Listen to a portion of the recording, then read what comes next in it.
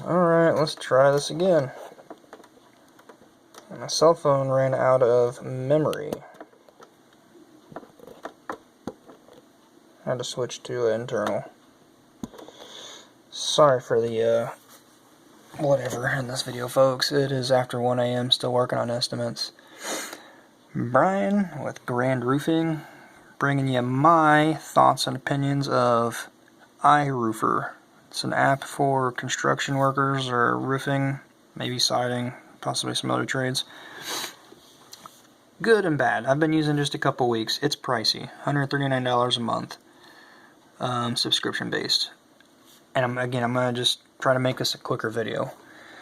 At some point I might just slide this down to cover customer information. But, so basically, you put your customer in there, you can use, I'm guessing like a Google imagery.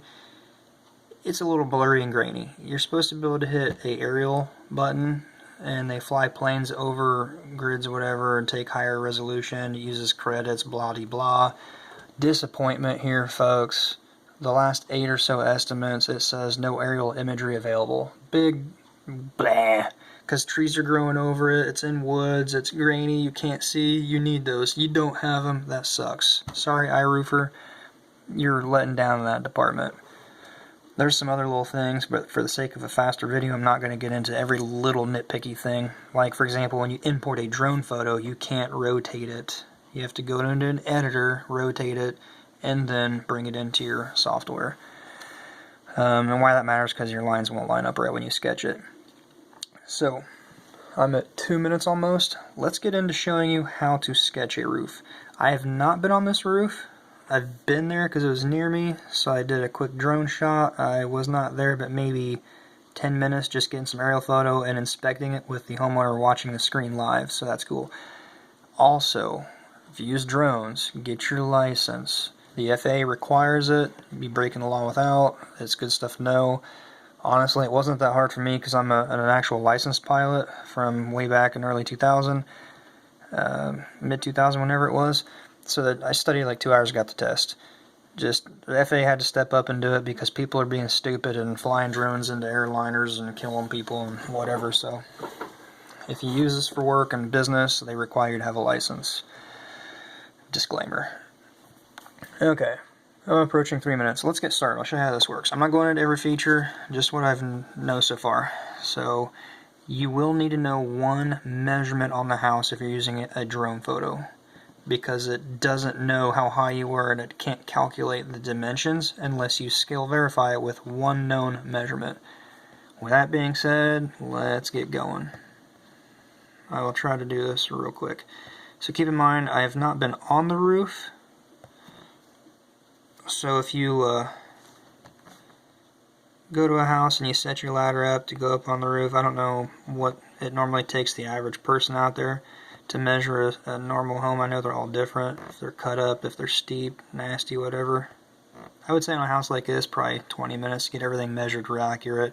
I don't just get an overall real rough measurement. I try to measure every section, know how much edge, metal, ice and water, cap, ridge, everything I need for it. But I bet I could do this completely in like 10 minutes from the comfort of my chair at 1 a.m.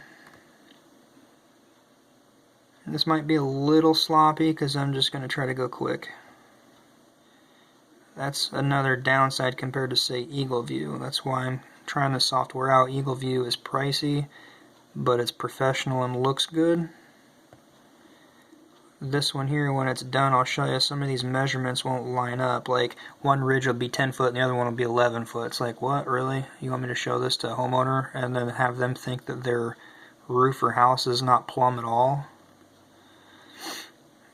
It's got a little bit of flaw here and there, but for the sake of figuring estimates, I think it could have some serious benefit.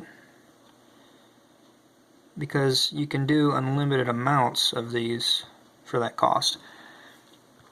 So I did a couple Eagle View while doing some of these just to compare how accurate this was to Eagle View. This was a little bit higher squareage than Eagle View.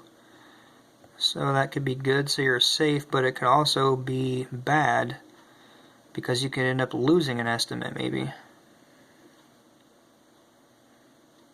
If you've used it let me know what your thoughts are, good, bad, ugly.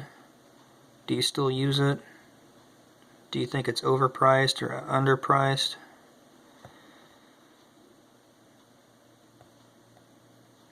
Customer service on it's been fairly decent. They claim they're so good, and they spend unlimited amount of training with their clients. If you need the training, they'll train you. So that's kind of cool, but I just want it to be user-friendly, not like necessarily need to take up somebody's time to learn how to use their app. And you just play with it, you can figure it out, unless you're just really illiterate and can't. Hopefully I'm not pissing people off. I'm sorry. I don't think I would have been done walking over the first couple sections yet.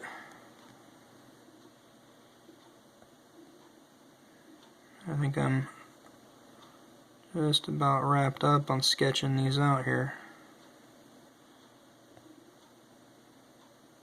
Again, so for the sake of figuring square footage and your estimate, it's not bad. I'm not going into all the detail. I got everything sketched out. So now we're going to scale verify real quick. This section here was 41 feet. Basically going off of counting tabs. You know, just to be safe, let's go 42. Now it will scale verify everything off of that one known measurement. Let's go ahead and throw in our pitch. These were all basically 512 pitch, so let's plug those all in.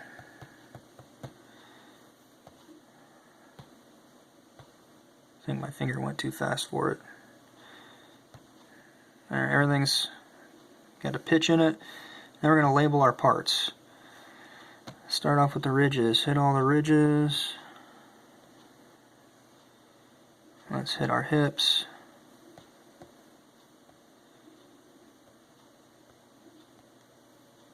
Oops, nope, I don't want valley. I'll go back to that and fix it.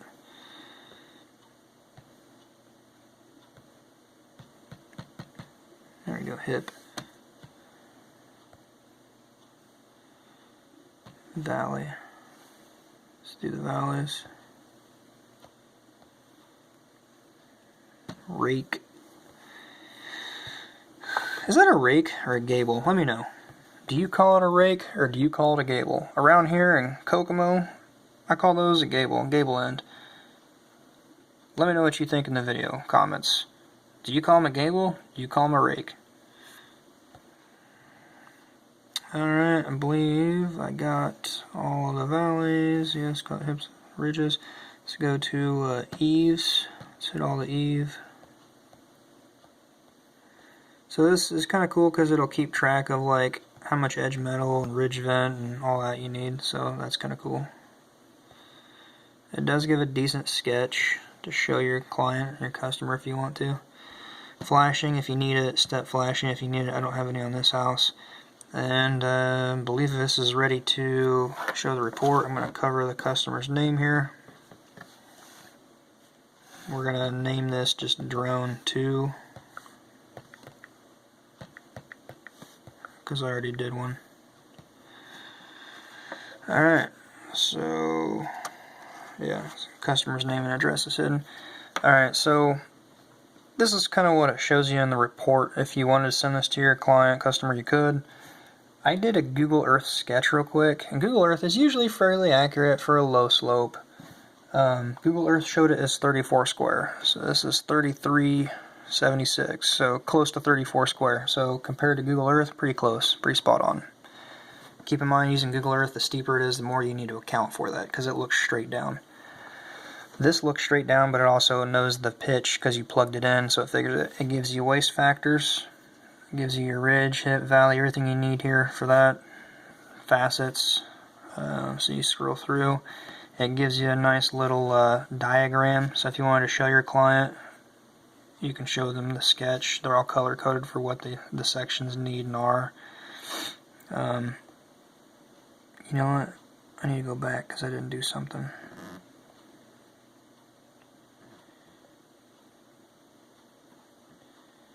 There's one other thing I was going to do. Let's go back and edit that. Label parts. So right over here on this section, ridge vent. just so it knows that I want to get ridge vent there. I want to do ice and water in the valleys, and on all bottom eave lines, because I do that here.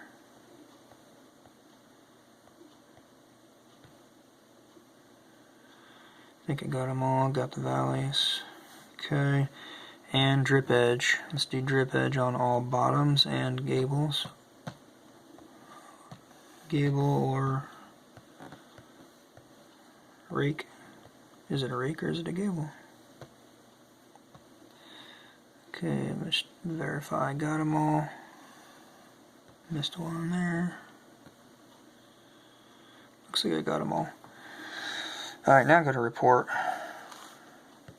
I'll recalculate that because then it shows you your drip edge, ice and water, ridge vent. It's an easy way of figuring your estimate for it. And it also can show, like if you're presenting this to a client, hey, I'm getting ice and water and edge metal in these areas. It gives you your square footage, predominant pitch, pitch by section if there's anything different. So all in all, it's not bad. You can figure it pretty accurate off of here, email it right to your client.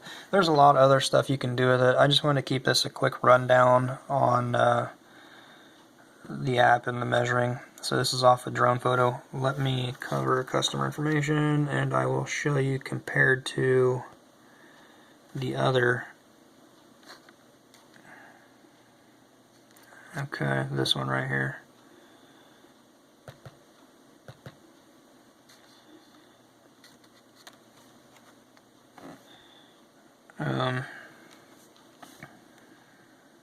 Where did, oh, edit. Okay. So here is what it looks like from the satellite imagery. Just to give you an idea, it's a little on the blurred side. It's kind of hard to see. Let's go into the report. Cover his information. So 34 square according to that one. What I say is basically what I figured. So it can be accurate. Ooh, customer information on that page. Oop, customer information there. Let's get out of that. So all in all, I like it.